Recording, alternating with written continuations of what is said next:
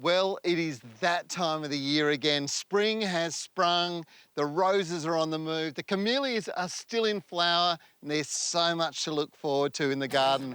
We've got a great episode of The Garden Gurus coming up for you. Here's what's coming up on today's show. Pollen season is upon us, and Sue looks at the best plants to create an allergen-free garden. Nigel takes us back to beginner basics for first-time gardeners, and Bonnie looks at DIY seedling starters.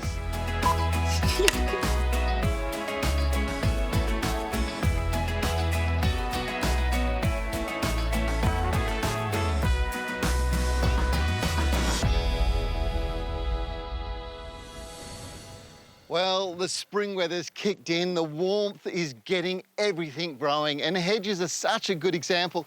You can see this new growth just starting to emerge. It looks fantastic, but you do have to make sure that this is the time of the year that you keep it all in shape, so it looks brilliant.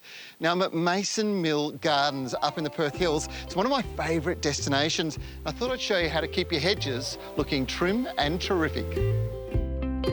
In spring, regular trimming of your hedges will stimulate new growth. So the more you trim, the more they'll grow. This provides a great opportunity to taper any thin or bare patches in your hedge. This really thickens them up. Applying fertilizer and regular watering will also encourage growth, particularly as the days get longer and temperatures start to climb. Now, when it comes to hedge renovation, that's bringing your hedges back down. A lot of people make mistakes. They cut back too hard. Now, here's one technique for you before you go and do a renovation. Just get your secateurs out and cut back some branches, just a little small area in there, and then have a look. In about 3 weeks' time, you're going to see some regrowth from that. And if you don't, you know you've cut back way too hard. As a general rule, when you do cut back, try and cut back to where there's still some foliage, and then you're guaranteed you're going to get regrowth. And take a look at this little hedge here. This is Royina lucida. It is one of the most beautiful hedging plants, a bit of an old-fashioned one, but my goodness, how beautiful is this? When it comes to shaping, start by trimming the sides of your hedges first, before trimming the tops. That way you'll get the perfect shape. For high and wide edges, using a long-reach hedge trimmer is the way to go. So start from the bottom and swing the hedge trimmer upwards in an arc whilst cutting.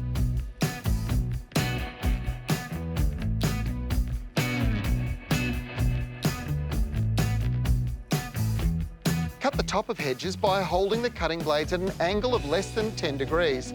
The slight angle will stop them catching on twiggy branches. I have two hedge trimmers that I use at home. Can't go without them.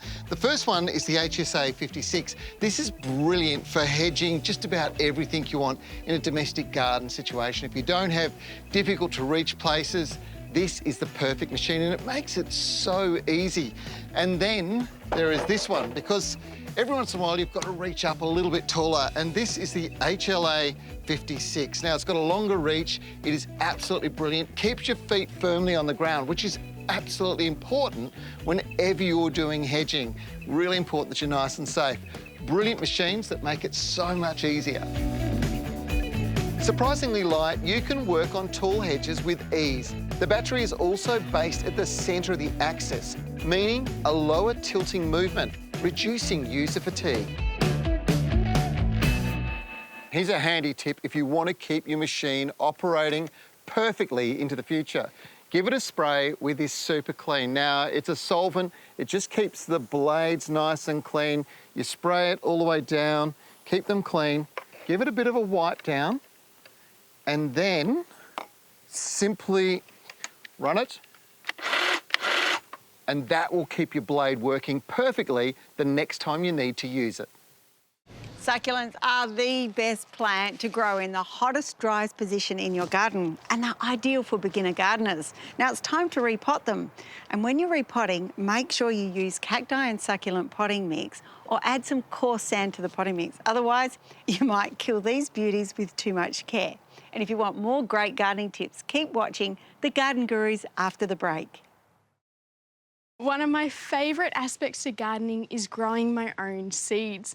And I love being a part of that whole journey of taking something that's quite small and looks like nothing and turning it into delicious foods and even flowers. And sometimes we get that germination rate spot on and other times not so much. So I'm going to share with you what I've learnt over the years. If you're starting with seeds, one of the first steps to a successful germination is to make sure you're sowing the correct seed for the time of year that you're planning on sowing them. For spring sowing, we have an abundance to choose from. And some of my favourites are dwarf snow peas, tomatoes, green feast peas, and even blue popcorn, and so much more. Once you've selected your seeds, next is knowing what you're going to sow them into. And one of the most common ways is to use a seedling tray. Now these do work well, but as those seeds germinate, you'll need to thin them out and prick them out and grow them on in pots. So it's a bit of a fussy method, but it still does work. What I like to use are these peat pots and even empty toilet rolls. The great thing about either option is that they can reduce environmental waste and are biodegradable, meaning they will break down into the soil once planted. Now that we have our seeds and containers selected, next is the most important step, which is our soil. And if it hasn't got the correct balance, it's unlikely our seeds will germinate. So what I like to use is a premium cutting and seed growing mix from Osmoco. And something like this has added calcium, which promotes strong growth, phosphorus, which is really important as it encourages root development, coir that aids in moisture and nutrient retention, slow-release fertilizer, and water crystals, which helps our seedlings retain the correct amount of water whilst growing. When you're sowing seeds, and if you've got little ones like these ones, here's a hint. Take a pencil, lick the tip, and then you should be able to grab those seeds nice and easily and then place them into that pot. And then all we need to do is give it a light dusting of a bit more soil, keep that nice and moist, and they should germinate within about 2 to 4 days. And then I will grow that on for about 3 to 4 weeks before I plant it in the garden. If you've ever suffered hay fever or allergies, you'd realise how hard gardening really is. Even going outside can cause an attack. And with our outdoors lifestyle, we're blessed with beautiful climate. There's a real focus of being in the garden in Australia. And with 20% of Australians who suffer hay fever, it makes it really hard. Well, I've got some tips that might help you garden and reduce hay fever attacks. One plant, look for something with low pollen. This wax is perfect. The finer the pollen grains of plants, the worse it is. At this time of the year, many people blame wattles and the brightest of the flowering plants. But did you know that conifers can be some of the main offenders? Grasses and weeds can cause a problem. The trick is to not let weeds flower in the garden. Pull them up and turn them into compost before they cause a problem. These plants are wind pollinated. As the lawn speeds up its growth at the moment, it can also be a trigger as it flowers in spring. Mow when there's heavy dew, or if your lawn is very established and been around for years, it may be time to replace the variety. Softleaf buffalo varieties have a lower pollen count, or select one of the hybrid cooch varieties. Avoid highly perfumed plants as the heady fragrance can often cause an allergic reaction. Avoid plants such as jasmine. The common jasmine is one of the worst. Instead, plant the native wisteria. It is absolutely fantastic, grows fast, is hardy, and will grow in most areas in Australia. The trick is to look for plants that are pollinated by insects. Many of our native plants fall into this category. Kangaroo paws are some of the best. They can be grown in a pot or perform just as well in the ground. They've been designed for bird pollinating. As the bird comes in to feed on the nectar, the pollen hits the back of its neck and it's transferred to the next flower. Nature is a genius. Ground covering plants are mostly insect pollinators. Because they flower so close to the ground, the ants and all those creepy crawlies fly into and move into each flower and then move on to the next one. Now, they're ideal for allergy sufferers, and Canadians, well, they'd be my choice. They're fast growing, they are hardy, drought tolerant, and also can be trimmed back at any time of the year. To keep these looking fantastic, all they need is controlled release fertilizer at planting, and then at the beginning of autumn and at the beginning of spring. To keep native plants healthy and ensuring they continue to flower, it's time to feed them with a specific fertilizer for natives. This will also help with flowering for the following season.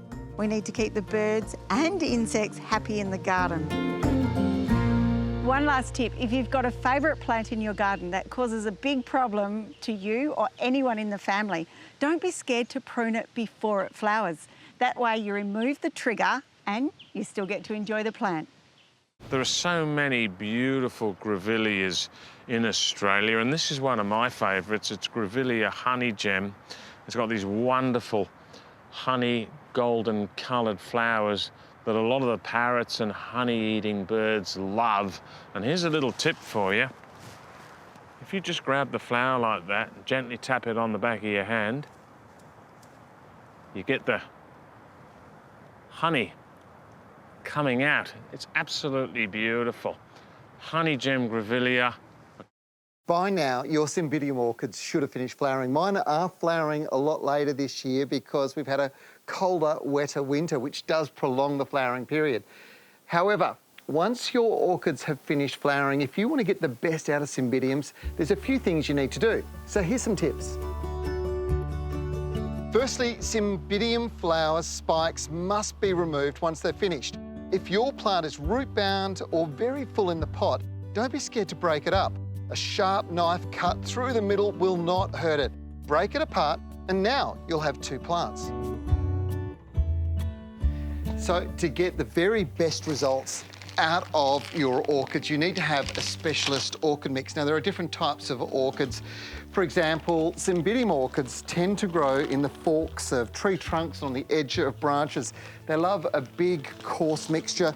This one from Scott's is absolutely brilliant. It is a really good mix, and all you do is simply pot your plants in. Now, I should tell you, there's a couple of different types of Symbidiums too. There's cascading flowers that can weep over the pot, which are great for hanging baskets, and then there are upright forms like this, which is exactly why it's going into a pot. So this is going to go in here. I'm going to fill this potting mix in around the outside edge. It's going to look fantastic.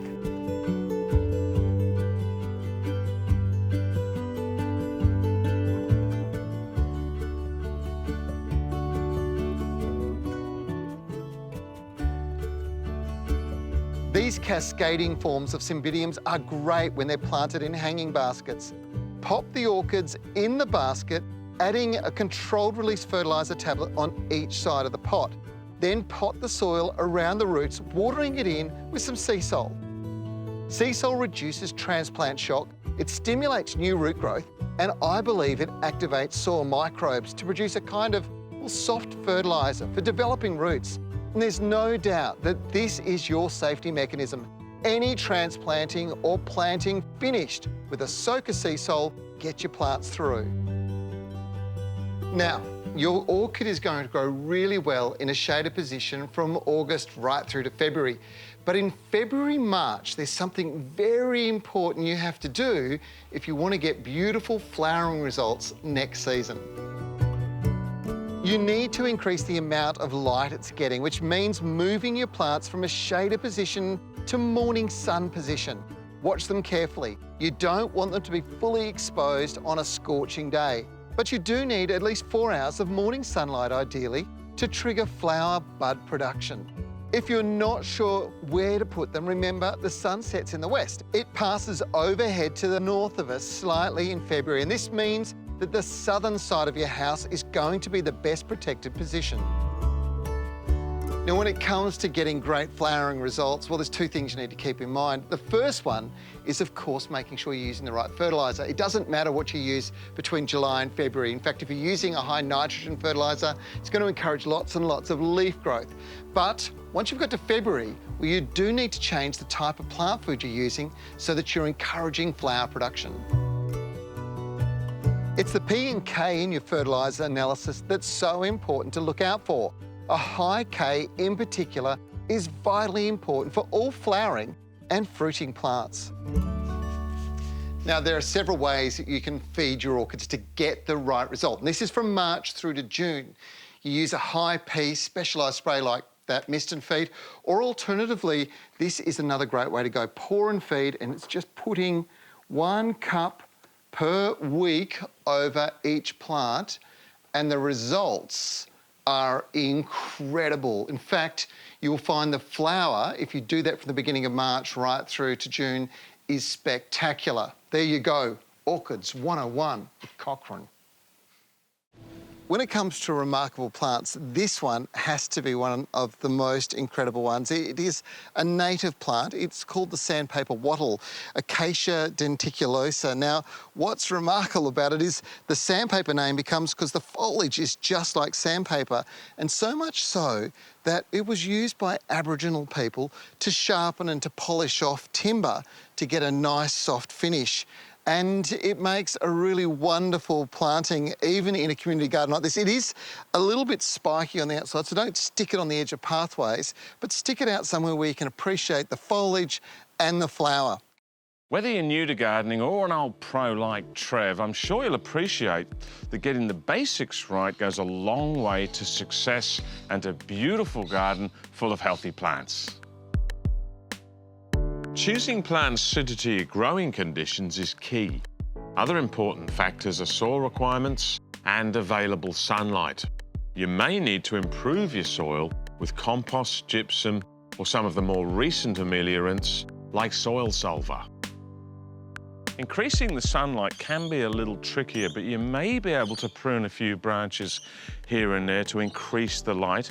And if you're after more shade, you could plant some taller plants or trees so that in the afternoon with that sun coming down, you can relax in summer, maybe have a few bevies without getting burnt. And talking of bevies, I'll probably have one myself this arvo. After the show, of course, never before it. These days, ensuring ongoing health and vigour is really quite simple by just adding a high-quality, well-balanced plant food through the growing season. Powerfeed granular fertilizers have all the essential nutrients your plants need in a beautifully balanced formula. You've got the big three growth building blocks, nitrogen, phosphorus and potassium, plus the secondary and trace elements for that specialized growth. Things like calcium, magnesium, boron and iron. It's beautiful stuff and really easy to use. Don't be surprised if this thing's twice the size tomorrow morning. The other amazing ingredient is Troforte microbial technology. Each granule is coated with up to 24 strains of Australian cultured beneficial microbes to help improve the soil health and plant nutrient uptake. These are activated when they come into contact with water and go to work immediately, improving your soil just like nature intended, but geniusly created by the boffins in the lab. And I tell you what, folks, there was nothing fancy around like this when Trev started gardening, but I know he's a big fan. You've got two specialised formulas, all-purpose including natives for the total garden and flowers, fruit and citrus for brighter blooms and tasty produce. Both are easily applied, mixed through the topsoil or potting mix and water in, and they'll last for up to 3 months.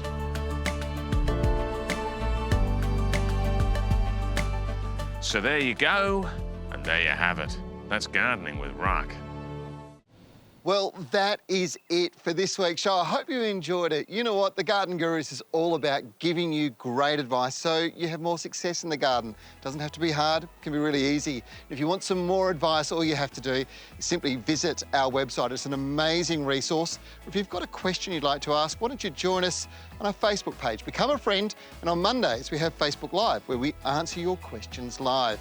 I'm Trevor Cochrane. I'll see you again next week for another great episode of The Garden Gurus.